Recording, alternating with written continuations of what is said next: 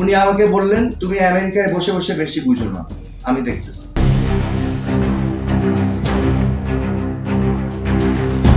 তুমি বিদেশে বসে বেশি বোঝো না বলেছিলেন শেখ হাসিনা।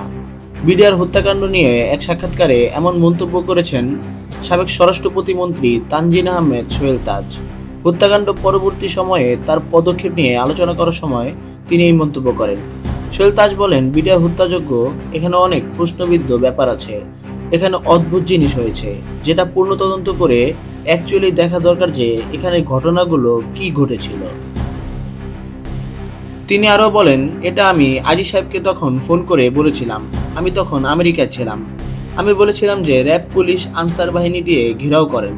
উনি আমাকে বলেছিলেন যে এখানে তো মন্ত্রী মহোদয় সারা খাতুনও আছেন, তার মানে আমার নির্দেশ নিতে পারছেন না।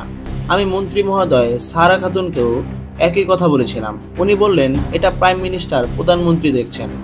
আমি প্রাইম মিনিস্টার প্রধানমন্ত্রীকেও ফোন করেছি। প্রাইম মিনিস্টার প্রধানমন্ত্রী বললেন, তুমি বিদেশে বসে বেশি বোঝো না, আমি দেখতেছি। সাবেক এই স্বরাষ্ট্র প্রতিমন্ত্রী আরও বলেন, তারপর আমি দেশে আসলাম 10 মার্চ।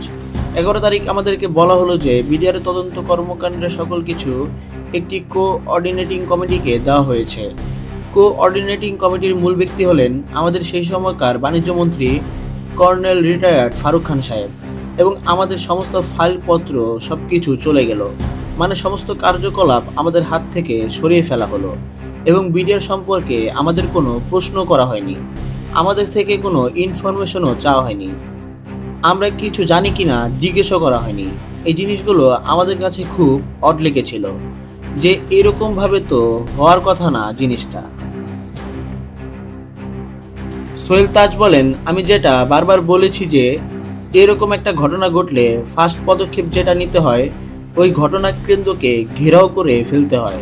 এটাকে বলে স্ট্যান্ডিং অপারেটিং প্রসিডিওর, যাতে করে যারা ঘাতক ভেতরে তারা যেন বুঝতে পারে যে তাদের পালাবার কোনো পথ নেই। তারা যদি জানতে পারে তাদের পালাবার কোনো পথ নেই, তাহলে হয়তো ওই হত্যাযজ্ঞগুলো নাও হতে পারত।